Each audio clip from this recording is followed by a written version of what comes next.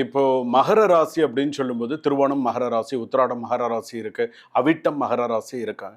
ஆனா இந்த மகர ராசிக்காரர்களுக்கு எதுவுமே நீ விரும்பிய பல விஷயங்கள் உடனடியாக கூட சில நேரத்தில் கிடைச்சிருக்கலாம். ஆனால் ஒரு வாய்ப்பு வருவதற்கு நீண்ட காலம் காத்திருக்க வேண்டியிருக்கலாம். மகர ராசி பொறுத்தளவுக்கு ஸ்ட்ரெயிட் ஃபார்வர்ட் பர்சன், கரெக்டா இருப்பாங்க.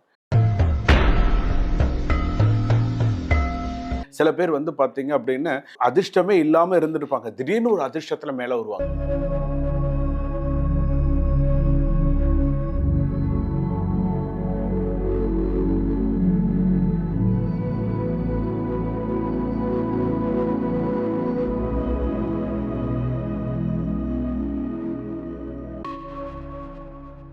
ஆன்மீக பரிகார நேயர்கள் அனைவருக்கும் அன்பான வணக்கங்கள். இன்னைக்கு நமக்கு ஒரு அற்புதமான டாபிக்ல 12 ராசிகளுக்கும் பேசுறதுக்காக யார் வந்திருக்காங்க அப்படின்னு பாத்தீங்கன்னா, இவங்க வந்து மக்கள் ஜோதிடர், வாஸ்து நிபுணர், ஹோம சக்கரவர்த்தி அப்படின்னு இவங்களை சொல்லலாம். நிறைய ஹோமங்கள் செய்யக்கூடிய மக்கள் ஜோதிடர் டாக்டர் ராஜ்குமார் சிவாச்சாரியார் ஐயா அவர்கள் தான் வந்திருக்காங்க. வணக்கம் சார். எப்படி இருக்கீங்க? நல்லா இருக்கேன் மேம். உங்களுடைய பதிவுகள் எல்லாம் ரொம்ப சிறப்பா இருக்கு சார். நிறைய பதிவுகள் கொடுக்குறீங்க. அதுவும் இல்லாம நிறைய கோவில்களை பத்தி மக்களுக்கு சொல்றீங்க. புராதன கோவில்கள் நிறைய பேருக்கு தெரிஞ்சிருக்காது. இந்த கோவிலுக்கு போனா கஷ்டம் தீரும் அப்படின்னா தீருது. நிறைய பேர் அந்த கஷ்டங்களை நிவர்த்தி பண்ணிக்கிட்டு நமக்கு கமெண்ட்ஸ்லயும் ரெகுலரா சொல்றாங்க. உங்களுக்கு பர்சனலா மெசேஜும் வந்திருக்கும். ரொம்ப ஹாப்பியா இருக்கு. சோ நம்மளால முடிஞ்ச ஏதோ ஒரு சின்ன சின்ன நல்ல காரியங்கள் மக்களுக்காக நம்மளும் செய்யறோம் அப்படின்னு நினைக்கும் போது ரொம்பவே சந்தோஷம். இன்னைக்கான தலைப்பு நம்ம டிஸ்கஸ் பண்ணும்போது நீங்க சொன்னீங்க, ஆக்சுவலா ஒவ்வொரு மனுஷனும் பிறந்த பிறவிக்கு ஒரு அர்த்தம் இருக்கும். அவனோட பிறவி எடுத்ததற்கான விஷயம், அந்த அர்த்தம் என்ன அப்படின்றத அவன் தெரிஞ்சுக்கிட்டான்னா இந்த லைஃப் ஃபுல்லா சூப்பரா அவனுக்கு அமைஞ்சிரும் அப்படின்னு சொல்லிட்டு இருந்தீங்க. சோ அதவே இன்னைக்கு ஒரு டாபிக்கா கேட்டுடலாம் அப்படின்ட்டு தான். நீங்க சொல்லுங்க சார், எதனால இந்த பிறவியின் நோக்கம் என்ன?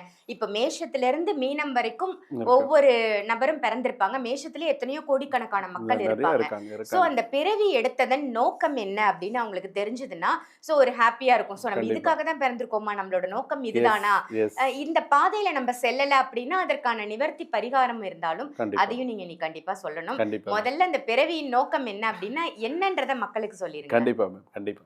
ஜனனி ஜன்ம சௌக்கியானாம் வர்தனி குலசம்பதாம் பதவி பூர்வ புண்ணியானாம் லிங்கேதே ஜன்ம பத்திரிகா கஜானனம் பூத கணாதி சேவிதம் கபித்த ஜம்பு பலசார பக்ஷிதம் உமாசுதம் சோக விநாச காரணம் நமாமி விக்னேஸ்வர பாதபங்கஜம். மகாகணபதி துணை கொண்டு நவகோள்களின் துணை கொண்டு ஆதித்யாயச்ச சோமாய மங்களாய புதாயச்ச குரு சுக்ர சனிபியஸ்ச ராகவே கேதவே நமஹா. உலகெங்கும் வாழக்கூடிய ஆன்மீக பரிகாரம் நேயர்கள் அனைவருக்கும் வணக்கம். நான் உங்கள் மக்கள் ஜோதிடர் டாக்டர் ராஜ்குமார் சிவாச்சாரியார் பேசுகிறேன். எல்லாரும் எப்படி இருக்கீங்க? நலமா இருப்பீங்க நம்புறேன். உண்மையிலே இன்னைக்கு மேம் ஒரு விஷயம் கேட்டிருந்தாங்க, நாங்கள் டிஸ்கஸ் பண்ணும்போது நீங்கள் சொல்லியிருந்தீங்க அப்படின்னு சொன்னாங்க. உண்மையிலேயே பிறந்த பிறவியின் நோக்கம் அப்படிங்கிறது ஒரு விஷயம் உண்டு. ஒவ்வொருத்தரும் ஒவ்வொரு நோக்கத்திற்காக பிறந்திருப்பாங்க. ஒவ்வொருத்தரும் ஒரு ஒரு நோக்கத்திற்கு நான் வாழ்க்கையில் இதை செய்யணும், நான் வாழ்க்கையில் இந்த மாதிரி விஷயத்த நான் பண்ணணும்னு நினைக்கிறேன் அப்படின்னு சொல்லி ஒவ்வொருத்தருக்கும் ஒவ்வொரு விஷயங்கள் உண்டு. இதில் வந்து பார்த்தீங்கன்னா நிறைய விஷயங்கள்ல வந்து ஒரு விஷயம் வந்து என்னென்ன மேம், சில பேருக்கு தன்னுடைய நல்ல பணம் சம்பாரிச்சு நிறைய வெளிநாட்டில் இருப்பாங்க, நிறைய இருப்பாங்க. என்னுடைய பூர்வீக மண்ணுக்கு நான் திரும்பணும் அப்படிங்கிற ஒரு எண்ணம் இருக்கும், ஆசை இருக்கும். என்னுடைய பூர்வீக மண்ணுக்கு நான் திரும்பணும். எப்பயோ போயிருப்பாங்க, அந்த பூர்வீக மண்ணுக்கு திரும்ப வேண்டும். அதே போல முன்னோர்கள் அதாவது ஒரு விஷயத்தை செய்யாம விட்டு இல்லைன்னா செஞ்சு பாதியில நின்னதை நான் எடுத்து முடிக்கிறேன், நான் எடுத்து, அது கோவிலா இருக்கலாம், வீடா இருக்கலாம், கேள்விப்பட்டிருப்பீங்க. முன்னோர்கள் செய்ய முடியாததை இந்த தலைமுறையினர் எடுத்து நான் எடுத்து செய்யணும்னு நினைக்கிறேன், நான் எடுத்து பண்ணணும்னு நினைக்கிறேன், இதை நான் செய்யணும்னு நினைக்கிறேன் அப்படின்னு செய்யறது. மூணாவது வந்து பார்த்தீங்கன்னா சில பேர் வந்து வயதானவர்கள், சில பேர் வந்து அவங்களுடைய குழந்தைகளுக்கெல்லாம் வந்து ஒரு சில விஷயங்கள் சொல்லுவாங்க. நான் இல்லைனாலும் இதெல்லாம் நீ செய்யணும், நான் இல்லைனாலும் இதெல்லாம் நீ வந்து நம்மளுடைய பரம்பரை இதெல்லாம் இருக்கு, ஸோ இதெல்லாம் நீ பார்க்கணும் அப்படின்னு சொல்லுவாங்க. இந்த எண்ணங்கள்லாம் மீண்டும் மீண்டும் ஏன் வருது? ஒருத்தர் நம்மளுடைய நோக்கம் வந்து ஒவ்வொருத்தருக்கும் ஒரு நோக்கங்கள் இருக்கும். அதாவது சில பேருக்கு வந்து பார்த்தீங்கன்னா இதெல்லாம் நம்ம உலகத்தில் பிறந்து தற்செயலாக பிறந்தோமா, இல்லை நம்மளுடைய கருமா பலனா, நம்ம எதுக்காக நம்ம பிறந்தோம், என்ன விஷயத்துக்காக நம்மளுடைய லைஃப் ஓடின்னு இருக்கு அப்படின்னு. சில பேருக்கு எந்த விதமான நோக்கமே, அதாவது பிளைண்டா இருக்கும். சில பேருக்கு ஒண்ணுமே இல்லாம பிளைண்டா இருக்கும்.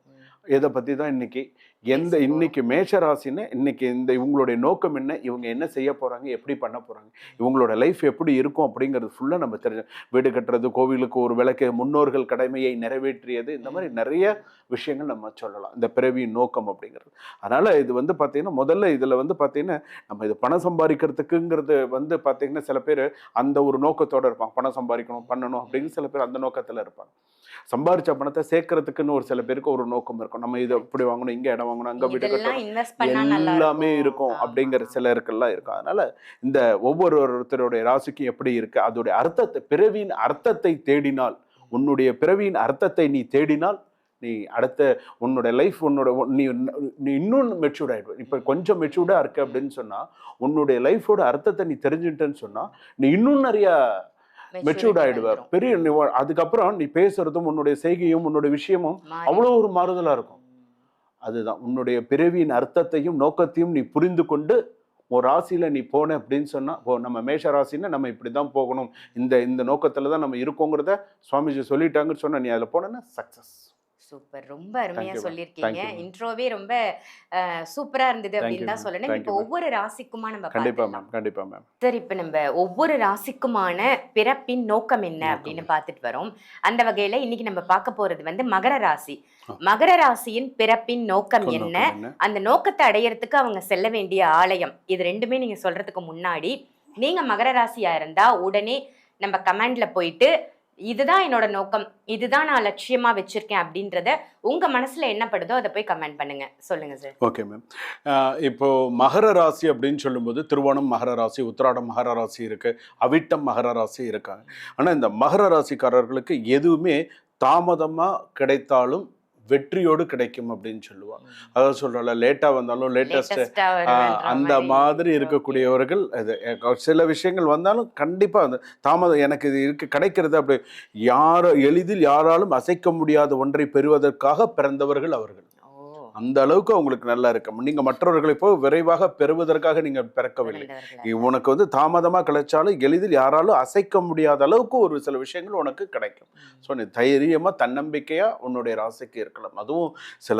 அதுவும் மகர ராசி அப்படின்னு சொல்லும்போது உனக்கு ரொம்ப சிறப்பான ஒரு ராசி, மகாவிஷ்ணு அம்சம் பொருந்திய ஒரு விஷயம். உங்களுக்கு உங்கள் வாழ்க்கையில் ஆரம்ப காலத்தை நினைத்து பாருங்கள். எப்போதுமே உன்னுடைய நோக்கம், உயர்ந்த சிந்தனை எல்லாமே இருக்கு. ஆனா உன்னுடைய வாழ்க்கை நீ திரும்பி வந்த பாதையை ஒரு நிமிஷம் பாரு, எப்படி இருக்கு, என்ன மாதிரியான விஷயங்கள்லாம் வாழ்க்கை. நீ விரும்பிய பல விஷயங்கள் உடனடியாக கூட சில நேரத்தில் கிடைச்சிருக்கலாம். ஆனால் ஒரு வாய்ப்பு வருவதற்கு நீண்ட காலம் காத்திருக்க வேண்டியிருக்கலாம். சில நேரத்தில் ஒரு வாய்ப்புக்காக நீ எவ்வளவோ நாள் ஏங்கி இருக்கலாம். அது ஒரு கவர்மெண்ட் ஜாபாக இருக்கலாம், இல்லை ஏதாவது ஒரு அடுத்த லெவல் ஒரு வெளிநாடு கனவாக இருக்கலாம். ஏதோ ஒரு விஷயம் அதெல்லாம் உனக்கு அதெல்லாம் நிறைய காத்துட்டு இருக்கலாம். ஆனால் உன் திறமை இருந்தும் அதற்கான அங்கீகாரம் கூட கிடைக்காம கூட இருந்திருக்கலாம். ஆனால் உன்னுடைய நோக்கம் ஏதாவது ஒரு விஷயத்தை நான் சக்ஸஸ் பண்ணி என்னால் ஒரு நேம் எடுக்க முடியும் அப்படிங்கிற அந்த ஒரு விஷயங்கள் உங்களுக்கு திறமை இருந்தும் சில நேரத்தில் அங்கீகாரம் கிடைக்காம இதுக்கு எல்லாத்துக்கும் உனக்கு இதெல்லாம் ஏன் எனக்கு தாமதமாகுது என்று நீங்கள். ஆனால் மகர ராசிக்கு உங்கள் வாழ்க்கையில் மிகப்பெரிய ரகசியம் இதுதான். உங்களுக்கு தாமதம் இருக்கலாம், ஆனால் உங்களுடைய தோல்வி நிரந்தரமாக இருக்காது. தாமதமாக இருக்கலாம், ஆனால் உன்னுடைய தோல்வி நிரந்தரமாக இருக்காது. உன் பிறவியின் நோக்கம் ஒரு உயரத்தை அடைவது மட்டுமல்ல, அந்த உயரத்தை உங்கள் உழைப்பால் தக்க வைத்துக் கொள்வது. அதுதான் உனக்கு மிக முக்கியமானது. உங்கள் வாழ்க்கையில் ஒரு கட்டத்தில் நீங்கள் யாருடைய உதவியும் இல்லாமல் என் வாழ்க்கை நான் தான் உருவாக்குனேன் நீ சொல்லலாம். நான் தான் என்னுடைய இதை நான் தான் செஞ்சேன், நான் தான் பண்ணினேன் அப்படிங்கிற அளவுக்கு நீ சொல்லலாம். அந்த பெருமையை சொல்லக்கூடிய நிலைக்கு வரும்.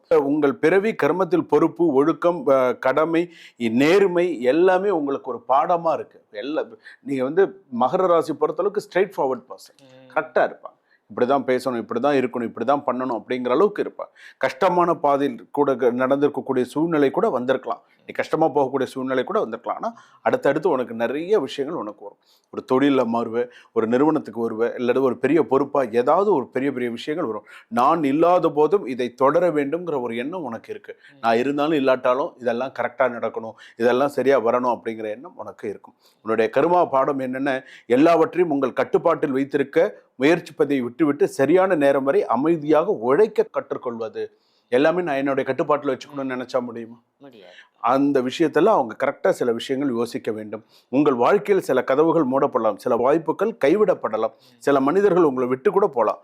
ஆனால் நீ கரெக்டாக உன்னுடைய விஷயத்தில் நீ கரெக்டாக கொண்டு வா. 40 வயசுலேருந்து 48 வயசுக்குள்ளே நிறைய அச்சீவ்மெண்ட் பண்ணுவேன். 40லேருந்து 48க்குள்ளே கண்டிப்பாக நீ ஏதாவது ஒரு அச்சீவ் பண்ணியே ஆகணும். பண்ணுவேன். ஒரு அடுத்த நோக்கத்துக்கு நோக்கி வருவேன். சில பேருக்கு வந்து பார்த்தீங்கன்னா கலைத்துறையில் சக்ஸஸ் பண்ணணும்னு இருப்பாங்க. சில பேர் அரசியலில் பெரிய ஆளாக வரணும்னு நினைப்பாங்க.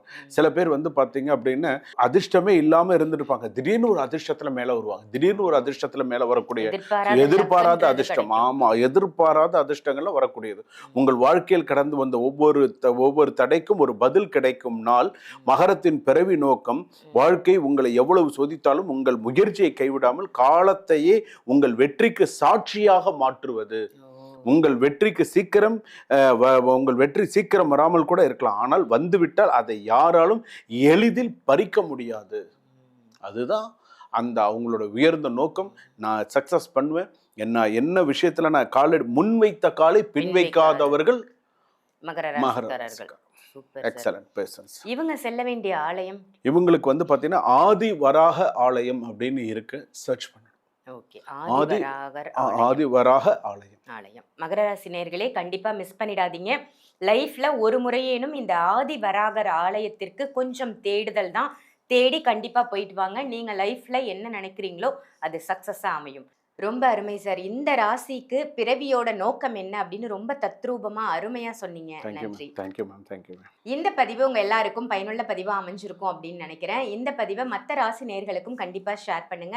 ஆன்மீக பரிகாரம் நம்ம சேனலை மறக்காம சப்ஸ்கிரைப் பண்ணிக்கோங்க. அதே மாதிரி ஜாதகம் பார்க்கணும், பொருத்தம் பார்க்கணும், இல்ல ஜாதகமே கணிக்கணும், date of birth, time of பர்த்லாம் இருக்கு, ஜாதகம் இன்னும் எனக்கு கணிக்கல அப்படின்னா கூட வீடியோல தெரியிற நம்பருக்கு கால் பண்ணி அப்பாயின்மெண்ட் வாங்கி உங்க ஜாதகத்தை கணிச்சு உங்களுக்கு இருக்கக்கூடிய பிரச்சனைகள்ல இருந்து நீங்க வெளியில வரலாம். ஜாதக ரீதியா சில பேருக்கு பிரச்சனை இருக்கும். லைஃப்லயே நிறைய ப்ராப்ளம்ஸை ஃபேஸ் பண்ணிட்டு இருப்பீங்க. இந்த பிரச்சனைகள்ல இருந்து எப்படா நான் வெளியில வர போறேன், எனக்கு என்ன தசாபுக்தி நடக்குது, எதனால எனக்கு இவ்வளோ ப்ராப்ளம் இருக்கு, கடன் தொல்லை ஏன் இருக்கு, திருமணம் தடையாவே இருக்கு, ஏன் இன்னும் கல்யாணம் நடக்கல, குழந்தை ஏன் இன்னும் பிறக்கல, சொந்த வீடு ஏன் இன்னும் அமையல, இப்படின்னு ஒவ்வொருத்தருக்கும் ஒவ்வொரு விதமான பிரச்சனைகள் இருக்கும் இல்லையா? ஸோ இந்த பிரச்சனைகளுக்கு எல்லாம் தீர்வு காணணும் அப்படின்னு நினைச்சீங்கன்னா கண்டிப்பா ஒரு முறை உங்க ஜாதகத்தை எடுத்து புரட்டி பாருங்க. ஜாதகத்துல இருக்கக்கூடிய சின்ன சின்ன விஷயங்களை நீங்க சரிபடுத்தினாலே போதும். உங்களுடைய பிரச்சனைகள்ல இருந்து எளிமையா நீங்க வெளில வந்துடலாம். அதுக்கு நீங்க செய்ய வேண்டியது வீடியோல தெரியிற நம்பருக்கு கால் பண்ணி உடனே அப்பாயின்மெண்ட் வாங்கிக்கோங்க. சார் கிட்ட நிறைய விஷயங்கள் நீங்க பேசலாம், நிறைய விஷயங்களை பத்தி தெரிஞ்சுக்கலாம். நிறைய புராதன கோவில்கள்ல உள்ள பரிகாரங்கள், சூட்சமமான விஷயங்கள் உங்களுக்கு சொல்லி கொடுப்பாங்க. இதை தவிர்த்து உங்க வீட்டுல ஹோமம் செய்யணும், ஒரு கணபதி ஹோமம், இல்ல உங்க வீட்டுல கிரகப்பிரவேசம் இருக்கு, கிரகப்பிரவேசத்துக்கு ஹோமம் பண்ணணும், இந்த மாதிரி இருந்தாலும் இதே சேம் வீடியோல இருக்கிற நம்பருக்கு கால் பண்ணி அதுக்கும் நீங்க அப்பாயின்மெண்ட்டை ஃபிக்ஸ் பண்ணிக்கலாம். ஆன்லைன் கன்சல்டேஷனும் இருக்கு, டைரக்ட் கன்சல்டேஷனும் இருக்கு. அதையும் பயன்படுத்திக்கோங்க. இதே மாதிரி வேற ஒரு நல்ல நிகழ்ச்சியில உங்க எல்லாரையும் சந்திக்கின்றேன். நன்றி, வணக்கம்.